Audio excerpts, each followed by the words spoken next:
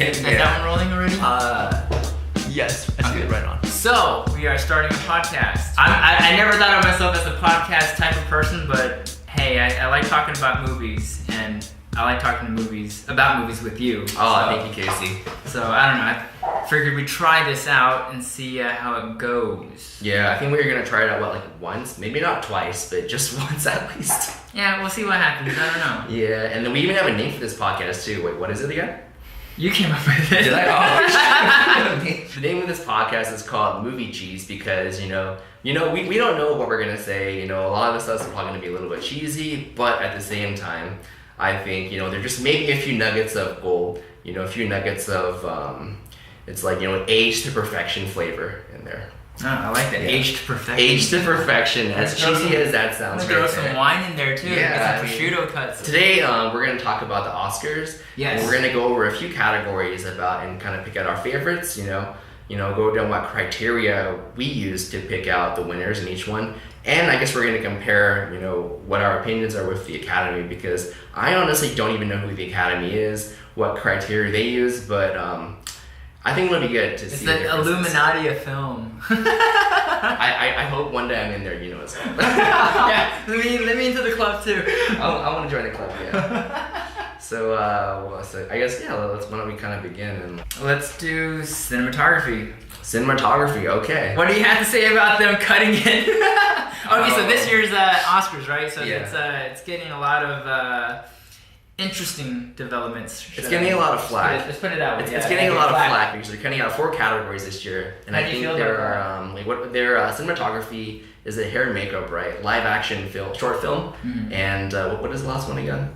Cinematography, editing. Editing, that's right. Okay. Yeah, I don't know how I feel about that because on one end I understand why they're trying to do this, which is to get the running time shorter for the broadcast, right? Yeah, it's always like over. It's like 4 hours, and I think the Oscars usually ends at 9 something, or it feels really late. I don't know when it usually ends, and they probably want to hit that 8 p.m. Sunday night time slot, which is when people are with their families watching TV. So it makes a lot of sense from a business point of view. For me, if I was to put myself in the mind of someone who's a very big movie aficionado, someone who wants to be there one day, it's it's very sad because it's if you think about it, a lot of these things are you don't have movies without with cinematography and editing, and so it's also not just that, but it's a lot of people work on these things, right? And to kind of hear that they're unimportant in the eyes of an award show. The two most important, not to shit on hair and makeup, but it's pretty important. Cinematography and editing it's pretty fucking important. I feel for these categories, you don't really have a movie without them, and it's also kind of a big disgrace to everyone who does those things in a movie. So it's kind of 1, we don't care about you. 2, they're not important. 3, we only want to make dollars, which I guess is how the world usually runs. Right. But I mean, if you're in that industry, which we are, it's very disheartening to hear that part cut out. That's true. Yeah. I mean, for me, it's I'm my first knowledge or know-how of filmmaking is picking up a camera and filming things and recording stuff and framing it and okay, this looks better if the lighting's like this. So my first actual know-how was understanding cinematography at its most basic level, and then from there my next transition into learning more about filmmaking was editing. Before I even worked with actors or tried writing anything, it was film it and let's try and piece it together, So it's literally cinematography and editing together. And I'm how can you cut those two things out? It's the most primal part about filmmaking are these two jobs, or you're not gonna, celebrate the people behind it. It's I don't know. It's a pretty big slap to the face to I think cinema as an art form. But then again, we gotta make money at the end of the day thing, and no one really knows what editing it really is, So I'm all right, fine. You win. Yeah. I think people know what editing is when it's super flashy and super over the top, so that it's very apparent. Yeah, when someone watches Baby Driver, right? That, that movie deserves an Oscar. Anyways, back to cinematography. Yeah, back to cinematography. Your pick for cinematography. I think I would have to say Roma for that one for me. Okay. Roma, and I was thinking about it when I was watching this, and you know, he begins off with that shot of the water, like, which I wasn't super impressed by, you know, but but I was thinking that, like, you know, just the amount of like coordination, the way that like he would do these like long takes where he's just basically panning, you know, and to kind of have everything kind of like appear in the right spot at the right time, you know, and some like I just remember that one scene when they're shopping for a crib. They're shopping for a crib, and then great scene. But they're shopping for a crib, and then that's when the movie like flicks on. I'm like. All right, cool. What's gonna happen in this movie? I mean, I don't know. It's kind of slow. and then that scene is just like, all right, turning it on. Oh shit! Yeah, so they're shopping for the crib, right? And then you start to hear the gunshots, and it's all like that continuous. I'm gonna pan around, you know, the room super slowly, and then it kind of starts off like with them in the middle, and then like you see. Right when it pans, you know, to the window, you see like the huge throng of riders, you know, running past it, or maybe it's like I'm not sure exactly what's happening, but I think it's like a huge catastrophe event, and then it kind of you see I think the grandmother and the main character kind of pop up in this extra space in the frame, and you know they do their thing, and I'm just thinking like, dang, you know, like this was so well coordinated, so well scripted, like. I have my own thoughts about, you know, the content of the movie, but this is really cool, you know, like the way he pieced everything together like this, and like I can't help but appreciate that. It was Gravity, but in Mexico, 1970s Mexico. Gravity felt like there's a lot more going on. But oh yeah, it's true. But the cinematography, it was like a lot of continuous takes and a lot of like seamless transitions and stuff. It was like perfect. I mean, he probably doesn't think. I mean, the director, DP, or the same guy, right? He probably doesn't. Alfonso Cuarón, I think he shot it and directed it this year. He probably doesn't think it was perfect, but when I look at it, I'm like, damn, every single little thing, you know, looks like super, you know, went exactly to his plan, and it's just like, wow, and this isn't just coordinated between like, you know, one room, it's like, you know, there's like inside faces, outside the building, and it's like, I don't even know how you managed to like, you know, compose this like 3-minute shot probably. I'm with you on Roma too. I think that one for me is best cinematography. I mean, I think you don't get black and white films that often. No. And in black and white films, it's like they don't really stand out too. Like I think there's a lot of flashier cinematography or like more like color palette play, you know, play on color palettes that usually get the limelight in this category. But with Roma, I feel like he did something very unique with it, which was to keep everything wide. And there's so much detail of shadows and light. Like every part of the frame was just like detail. And I'm like, oh crap, like this is how you shoot black and white. You know, like if he had done telephoto and played with bokeh and like throw things out of focus. You wouldn't see anything. Yeah, and you would lose the magic of the black and white film. So he knew exactly what he was doing with the whole black and white, great lighting, and then the one shot that blew me away was the beach scene at the end. Oh, I was gonna ask you. Do you think? How did you shoot that? Do you think that like was in a studio? I mean, like I want to say it wasn't, but like I was like, how did you go out into the water like that? Like, where do you even put the camera? It's not even moving here. Yeah. Like I was trying to figure this out. Like, how did you even do this? So I was watching Hollywood Reporter, I think, and it was one of those roundtable discussion videos on YouTube, and Spike Lee was asking Alfonso Cuarón how he got the shot. I mean, it's an amazing shot. I mean, like, and even like a legendary great, you know, Spike Lee was like congratulating him on the shot, specifically on that shot. Just because it's like so still, and it's like you're on this water, and you can see like the waves, like, you know, going like up and down. Yeah, and, like, but it's still so perfectly static. It's like one of those shots where you're like, only in animations can you like Pixar films. Like, you know, Pixar films can get these amazing shots, right? It felt very unreal. Yeah. I was like, how did you do this? Like, this is real. But so he was saying how, for one, they only ran it one take. Okay. They only had enough for one take. The reason for that though was because the night before filming it had rained on the beach, and so they had built this like deck for the camera to go all the way out to the water, and whatever the foundation was, it was loose because of the water, the rainwater, and so whatever happened in that one take would be whatever would be in the film, and because of that, he was also kind of thinking like he should be rewriting this movie, because if the kids couldn't float in to the shot, he would just have them never reappear in the film. And then that would just be the new ending, you know? Like, how ballsy is that? I mean, that basically changes the whole meaning of the film. That they're just not there when they drive home, and I guess the message just kind of becomes like, we gotta stick together because we have no one. Such a depressing film. What do you think of A Star Is Born's cinematography? I thought it was pretty cool. It was really good. It was, you know, I feel like they did a great job with that, like, naturalistic, you know, kind of cinema documentary feel while maintaining the, you know, the grand scale of those concert venues, but also grabbing, like, the intimate feelings of the people. Yeah. But I felt like it wasn't as groundbreaking for me as some of the other ones, as Roma was. But, you know. But I was rooting for A Star Is Born, too, just because of Matthew Lee Patique. Oh, yeah. Asian DP working in the industry, and I followed his career, like, ever since I learned of, like, him, you know, working with Darren Aronofsky. Yeah. And so I've been a big fan, and to see him, like, kind of, you know, go from those indie days with Darren Aronofsky to working on Iron Man, for example, to now, you know, being, Oscar nominated for this. I'm like, man, he's like riding all the avenues of the film industry as a cinematographer, and it's so dope to see him like do so well. Yeah, I mean, I feel like A Star Is Born had that like very, even though it wasn't, you know, it still had that very intimate indie feel that he probably picked up from his early days. That he kind of from The Wrestler, I think. Yeah. Oh, yeah, that's right. What's another category you want to go over?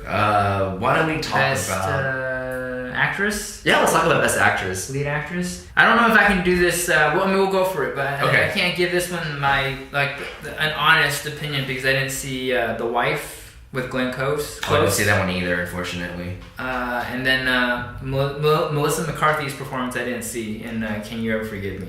I heard that was a really good movie, but unfortunately I wasn't able to catch it. And the only place where I can watch it are probably like in Santa Monica or something. And I'm like, yeah, I don't want to drive an hour. That's true. Like half of these movies, you're like, I can't even get around to watching them because one, they're not available on iTunes to buy. they're not on Netflix. They're not on Amazon Prime. They're not on Hulu. All right, so I got to go out to the theaters. Yeah. And then when you go to the theaters, you're like, well, these aren't even mainstream releases, so I have to go to like the rinky-dinky theaters, like the old school ones, and like find these like gems there, and they're like halfway across town. I'm not gonna go to Santa Monica, unfortunately. It's just too far for me to go. Yeah, they cater to the west side. They don't cater to our side of town. But I'll just go over what I think was great though. Was Yalitza Aparicio from Roma. Okay. Knew nothing about her. Never seen her before. And because of that, like her performance is so good.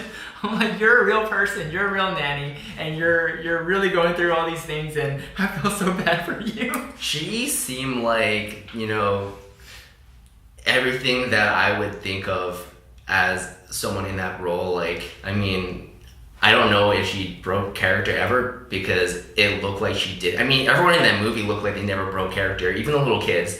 And you know, the kids are really good. The kids are freaking good, and then you know, I already know how. Because they're long takes too. Yeah. So to get the blocking right with kids, and like knowing Isaac, like having seen him grow from 5 to 10, 11 now, like he only now is he starting to understand. Like, oh yeah, like I think I could follow directions. You know, otherwise like you had that kid energy. You just want to do whatever you want to do. Stop telling me to not do things. You know. So for them to get little kids like that to like do these long takes. And also have lines. They have lines, yeah. That's crazy. Like the earlier shot in that movie was she's doing laundry. And he's playing with something, and like they're just laying down, like they're laying down, taking a break. And I was like, that was such a long take. How did they get this kid to like do all those things? And so good too. Like I believed it all. Yeah, I feel like usually with kids you have to trick them. But I feel think it's real or something. But I feel like these kids, they probably didn't have to be tricked, They just look so convincing to me. Yeah. Like, this is everything that I would think of. Like, she never broke character once. Like, everything about what she did, it just felt so real. I kind of want to learn more about her, but there wasn't a whole lot of reading material on her specifically. Okay. And, like, I want to know if she's trained or was she just like, hey, come to this audition, we're just looking for new faces. And she had, like Life of Pi, right? Life of Pi was kind of like that, where Ang Lee was looking for a fresh face, and the guy he picked had, like, almost like no acting background. Yeah. And then I wonder if she's kind of like that, where we need a fresh face, and cool, you got the role because you look the part and you can kind of act, and then all the kind of act, and but then like all the acting just comes out. Like I don't know, I don't know how that process works for people that just kind of come out of nowhere, like it's like finding a diamond in the rough. I feel like there are people out there who can do it, but it's like, or maybe they're they started recently and they just go in for an audition.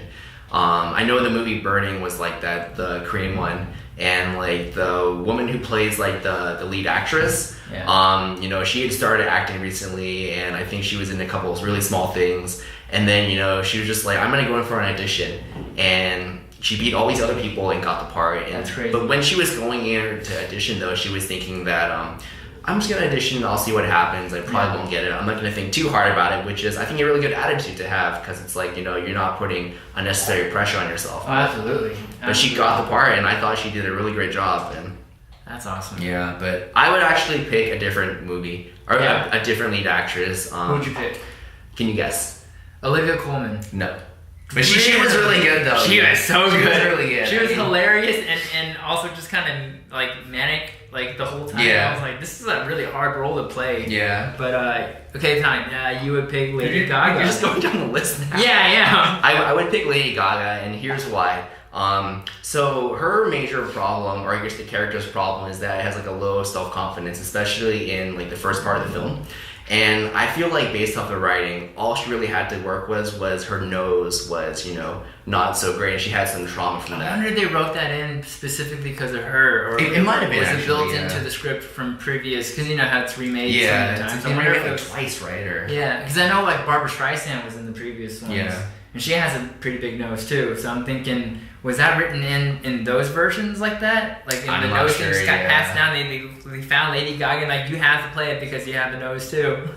No, I have no idea, but that's a really good question. But so I feel like from a character point of view, like, yes, there is a lot of trauma from being told you don't look the part. But it often is really difficult to kind of convey, I feel like, through the writing. But I feel like through Lady Gaga's performance, I really felt her apprehension when stepping on stage. And I got kind of teary, when she goes to the concert and, she joins, what's his name?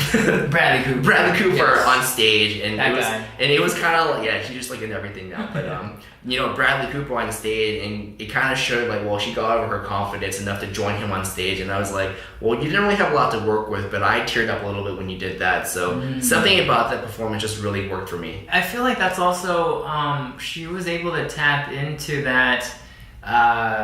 From a personal perspective, I could be wrong, but I remember hearing or reading an interview with Lady Gaga, and she was saying how she's always kind of been on the cusps of getting signed, or just right there, like as a music artist or actress or whatever, but she never got the opportunities because she didn't have the look, and I think that was like a real life, like for her to play this role, either it was tailored specifically for her, or it just happened to line up perfectly, like her real life experiences as herself and then as his character were so identical that I think she was able to kind of just merge the two worlds together and just be one. But I think that's great though, because the film empowered her nose. Like the billboard scene, I was like, it's such a small moment, but it's so big, And and to call back the nose thing was pretty good. Yeah, I could see Lady Gaga winning. I think the favorite though is Glenn Close. I think so. Yeah, that's what I've. And this is political now. They're going back to the whole political stuff. I think because Glenn Close has been nominated like I don't know how many times. She's never won. Yeah. She's never won. So they're saying, well, if this and because of her age too, like who knows if she'll ever get back to this spot again, and if she doesn't win now, then she probably won't win an Oscar. So if anything, it's like I don't want to use the word pity Oscar, but I guess politically, Glenn Close deserves it for a lifetime achievement thing. Yeah, I mean, I was looking at the Las Vegas odds. They have Las Vegas odds for all this stuff. It's kind of How do you bet on this stuff? They I don't know. I mean, they probably like, you know, look to see who the makeup is of the Academy, who's voting, and then they look to see like the preferences of those people, and then they let people bet. Pretty much is what it is. But I think she was the you know, the favorite to win that one. It's politics, man. I tell you. All right. So what's next? Let's do lead actor. Oh, lead actor. Okay. What's your pick? This is one of my favorite categories. Okay. So you better do it justice then. No pressure. Okay, so the only one I didn't see is Willem Dafoe in at Eternity's Gate. I would say out of the remaining 4, though, my favorite would have to be Bradley Cooper. Oh, okay. Like, and it's just, that's it. Like, I don't think anyone else comes close. I think, for one, the lead actor role is... the award, it's a team effort. It's not just based on the actor. Yeah. It's based on the director, and funny enough, Bradley Cooper directed himself. Mm-hmm. And it's also based on the editing. That's true. You know, because the editing improves your acting, improves your timing. Yes. And I think as an overall effect, by the end of just watching the whole movie, Bradley Cooper's character, I think, comes off the most like genuine and intimately, you know, conveys a lot of the emotions that I was looking for in the other roles, but never really got. Yeah, and so Bradley Cooper is just kind of, and the fact that he directed himself just proves, like, you know, like it kind of, you know, like his craftsmanship in that role as an actor and director really shows for me. I think you're right. You know, he did a really good job directing himself, and I think unfortunately he had to pair himself up with Lady Gaga for me. And so I felt like she was better than him. Interesting. Okay. And so I felt like, because there was a disparity. I mean, he played this character who's kind of like washed up a little bit, but I felt like he, you know, he did a good job with his accent, and, you know, he was very believable. But I felt like he didn't bring like an X factor to the thing like she did. And so I think that was because I felt like she was better than him. I don't think I could pick him as my winner. You know. Interesting. Who would you go with? I would probably go with Christian Bale. Interesting. Christian Bale. Oh, I know he's the favorite. The weight thing. Transformation, just because I feel like he transformed himself so much for this role. I felt like, you know, I'm sure you can make anyone look like that with like a gazillion dollars of prosthetics and makeup probably. I mean, maybe, I don't know if that's true, but I feel like maybe other people could do that as well. But I felt like he managed to embody this character who, when I saw the trailers, I didn't know who was playing Dick Cheney. That's true. Yeah. Like I was impressed with the trailers too. I was like, who is this guy? Never seen this actor before. And then his name pops up, Christian Bale. Like, what the fuck? Okay. It's like, wait, what? Like, oh, okay. I can see him under there somewhere. Yeah. And then the fact that he gains weight for like all these different, like, you know, drastically, like he, you know, either losing weight or gaining weight, like kudos to Christian Bale. But I don't know. Watching Vice, for me, I always felt like he was doing like a caricature. Like it was just like you know, there's like that lip thing, you know, and I don't know, and it didn't feel like, I don't know. I mean, I could be overanalyzing. Obviously, we're overanalyzing for sure. I mean, this is like, honestly, this whole topic of talking about movies is so stupid. No, it's not. You know, it's important. We're changing lives here. Most important things in the world. No, I think Christian Bale, I don't know, like, it felt like a caricature. He didn't allow me to understand what his character was thinking. Now, I understand that the real Dick Cheney is very standoffish, very private man, and, you know, is kind of like that, right? But behind closed doors, you know, like, with his wife, with Amy Adams, you know, like, I thought the best scene was the Romeo and Shakespeare. That was great. I love that. But that was all make believe. I thought that was so silly. Yeah. Well, it's Adam McKay. It's Adam McKay doing like his hybrid comedy drama political thriller thing. So if it's I don't know. I love that scene, and that was the only time I felt like Christian Bale was emoting for me to understand Dick Cheney. But that could just be the design of the character too. It might be. I could be ridiculing some trivial shit now, but I don't know. I just couldn't relate to Dick Cheney. I don't know. Yeah, I was curious about that film because I'm like, how do you humanize someone that is so publicly hated, right? Yeah. And it didn't do it. I don't think it makes me like him, but I felt like watching him made me feel like, or I guess the closest thing to the part where I felt like I could possibly like him was, you know, when he has to deal with his daughter. Yes, right? that was his save the cat, his Yeah. like, you know, saving grace from complete like fuck that guy. Yeah. But I felt like he was just so interesting, you know, like the way that he like manipulated everyone around him, or like his verbiage when he was talking to Sam Rockwell's George Bush, right? Those are the best scenes. Like those are the best scenes, and I'm like, or just like when he's like running staff meetings and things, and like, you know, there's just like, he's just like calculating his next move, and like I always felt like, oh, I want to know what they do next. Yeah, because I want to be a part of the thought process too, but in like in a more emotional way. I understand like the design of the film too was to show like these snippets of like, you know, the text would come up, or like the what do you call it, the busts, and like he would stack, you know, like on like a little table like They're playing a game. Is what it is. So like that was interesting, but like it didn't bring me in an emotional sense. And I was trying to get in, like, I like watching movies to get involved emotionally. I don't like watching movies to, I mean, I like being entertained, but like part of the entertainment is to be involved emotionally. Yeah, you know? yeah. You don't go into that movie like crying at the end. Like, I mean, you might actually, I don't know, but like, I didn't go in. Yeah, me neither. Yeah. But I mean, with Moneyball, which is, not Moneyball, with Big Short. Big Short. Yeah. I got some of that though through Steve Carell's character. Really? Yes. Because he like plays the same person he does. I feel like, you know, that like you get this. I feel like he plays the same character that he does in Vice and Moneyball. You know, he even does that like pseudo accent thing that he does, and it's like, you know, like, oh, they're all just kind of against me. You know? I feel like he's the same person. He's playing the same character. True. But like I'm seeing it from an emotional standpoint though. Like I understood his dilemma. Yeah. And I understood what was, you know, choking him up on whether or not to do this deal or not, right? With Dick Cheney, I couldn't grasp it, you know, and it was a lot of trivia. Like, you know, Adam McKay throws a lot of trivia at you, so I mean, it's fun watching that and learning that. But like, I could read up on Wikipedia about all that stuff, you know. Want to move on to what? Best directors? Oh, best director. Okay, yeah, let's talk about this one. Let's do it.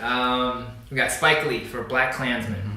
We got Pavel Laskowski. Oh, Lord. I'm sorry. I can't pronounce the European names. Yorgos Lanthimos, The Favorite. Alfonso Cuarón, Roma.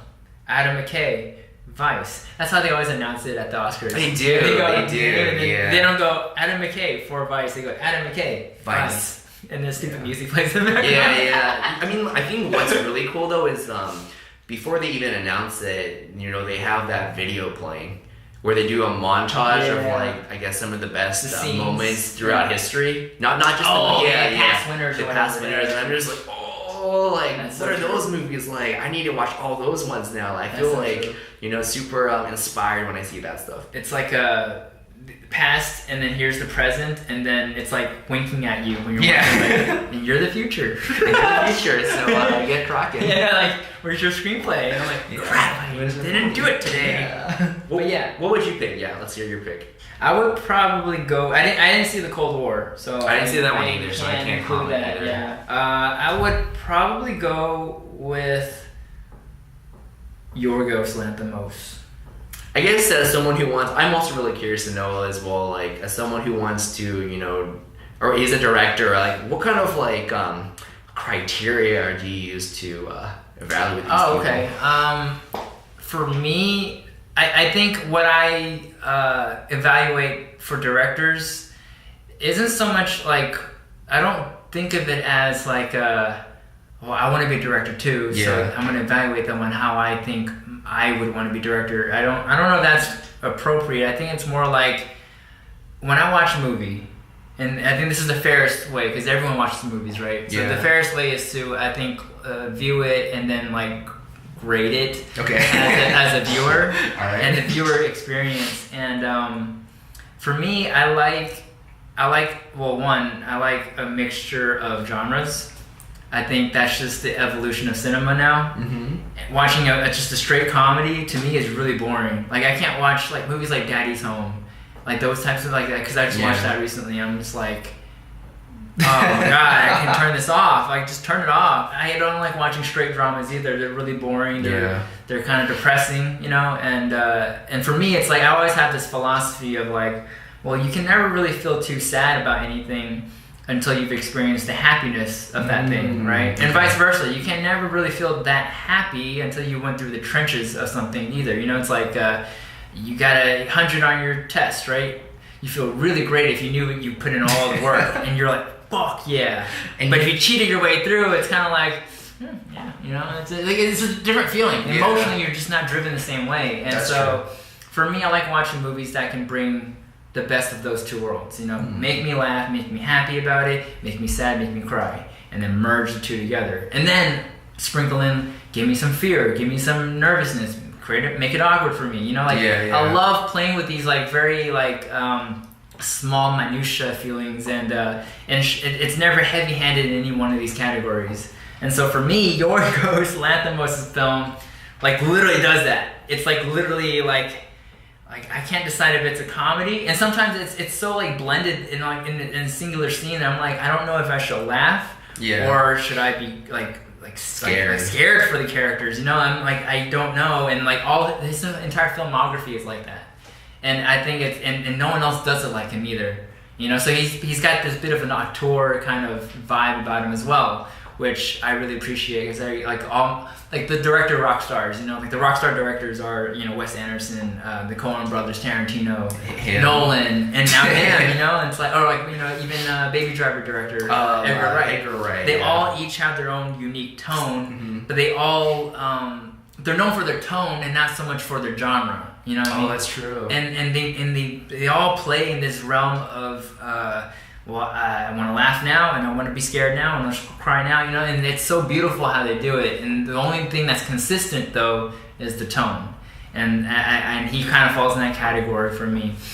And then with like Alfonso Cuarón's Roma, like it flips the switch at the end, but the first like hour of that movie, though, I'm just I don't know, it's beautiful to watch, but you can only stare at something beautiful for so long. Like, you can only stare at a hot chick for so long until they're like, I don't know. Do you have a personality behind that now or not, you know? It's like, same thing. Like, the movie was kind of lukewarm until it flips on. And then Adam McKay's Vice, I don't know. It's just a lot of trivia. I don't know.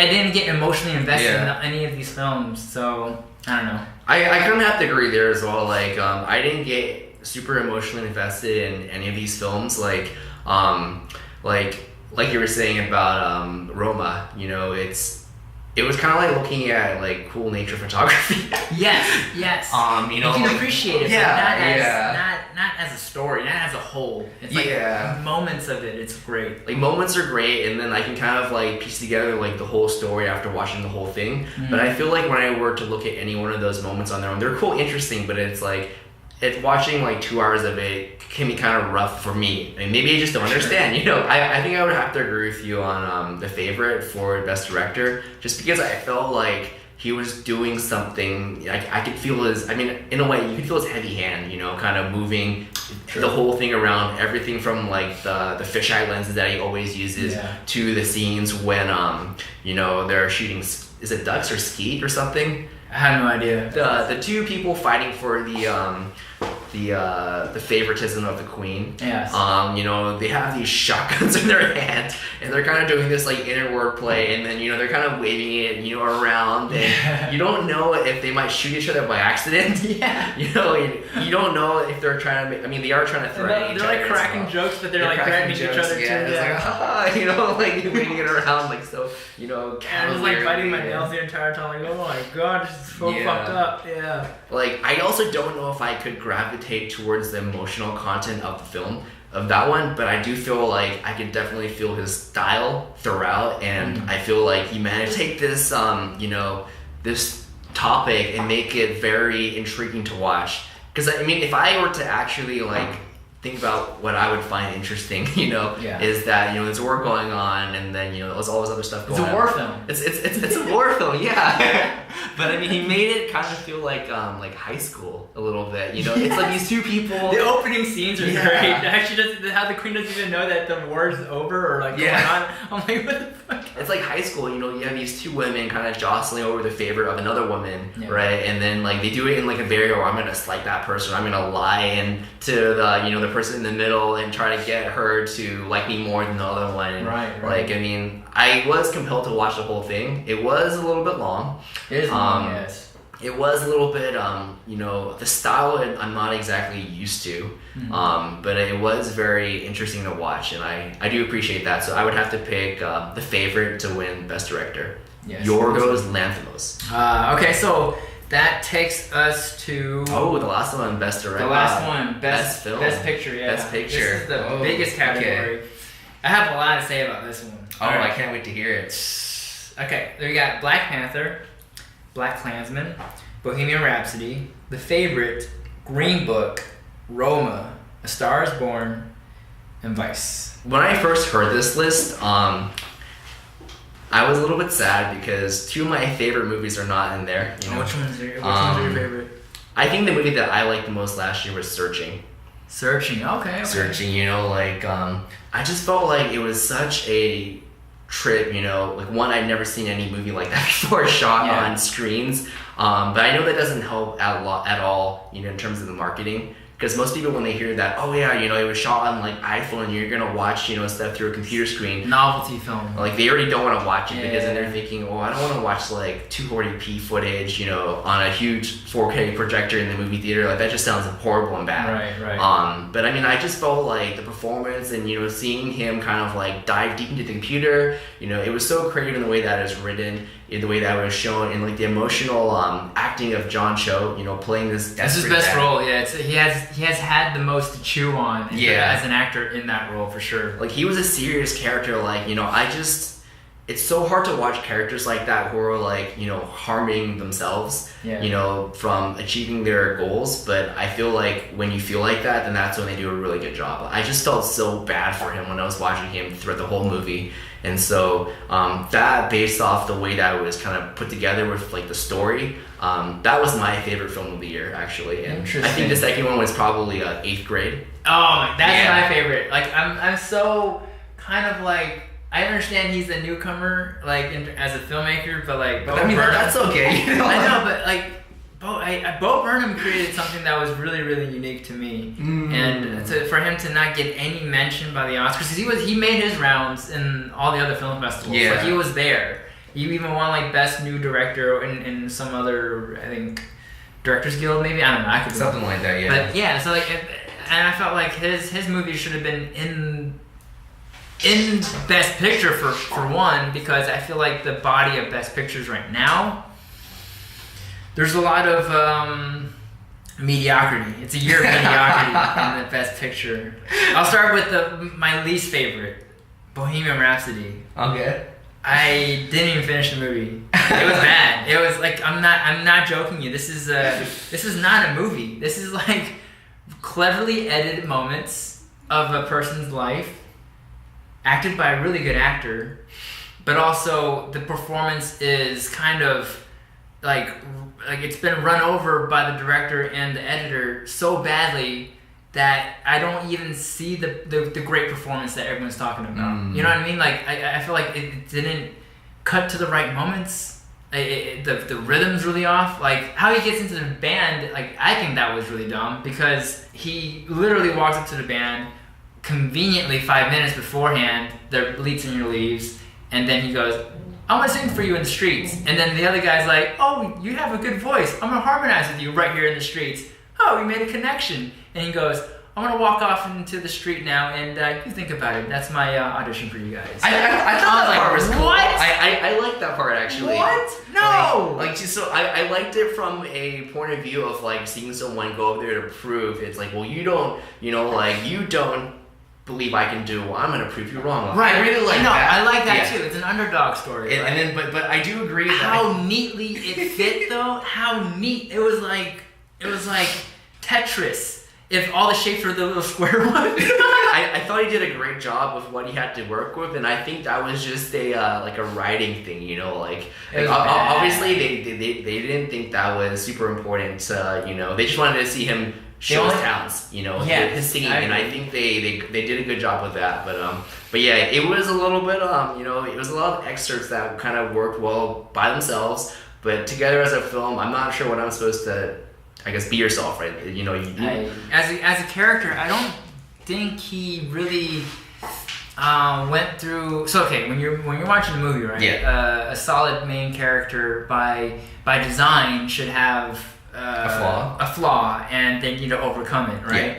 That in addition to the plot of the film, you know. Yeah. So like there's a bad guy they need to go kill.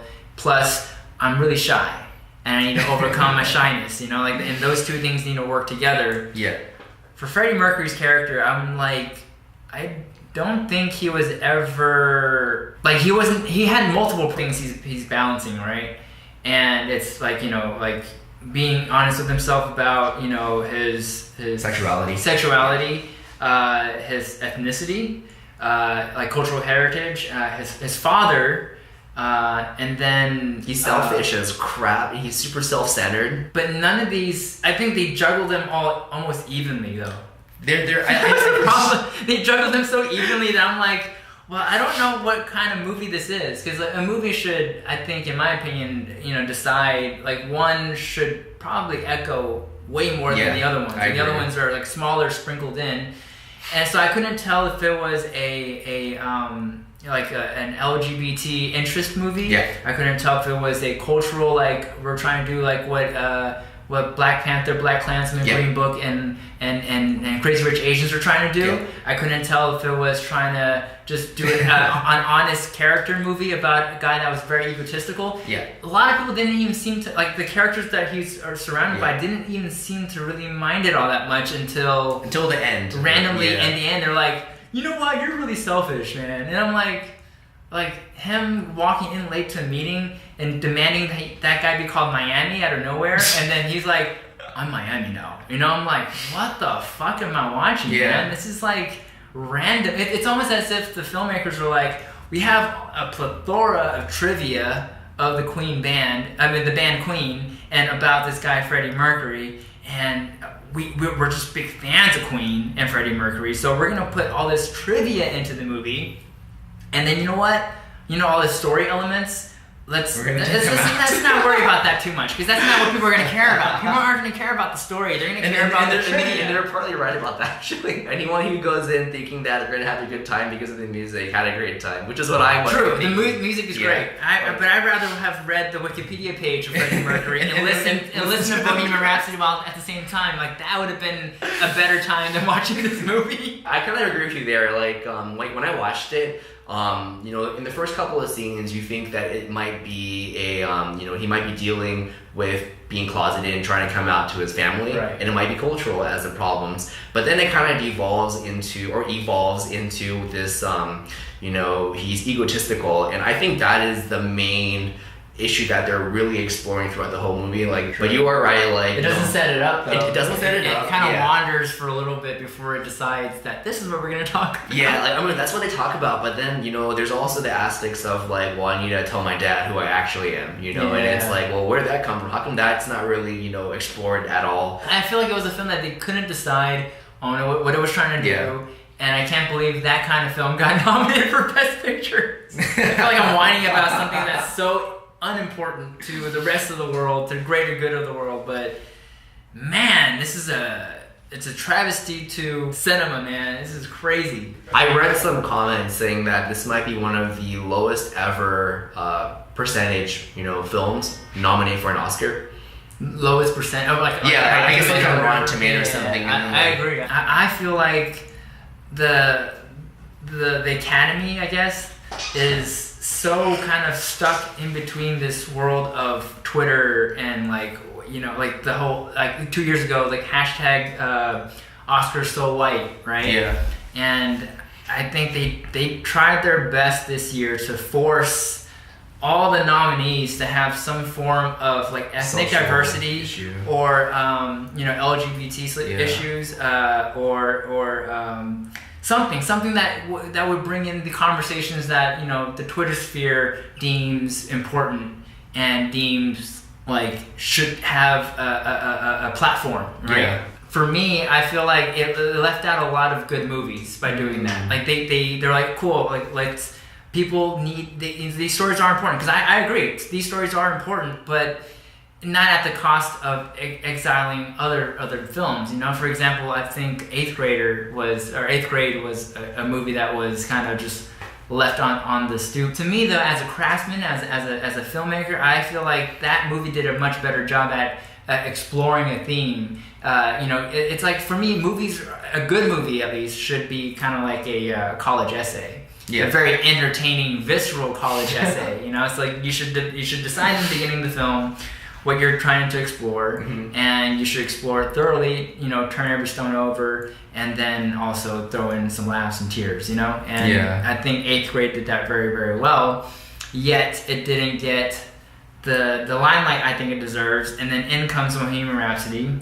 Another movie that I felt this way about was Green Book. It's funny you bring up Green Book because I think out of all the movies that are on that list, I guess named Black Panther, right? But out of all the movies on that list, that's the only one that I left feeling happy. Very true. If it was a representation thing, great move for the Academy.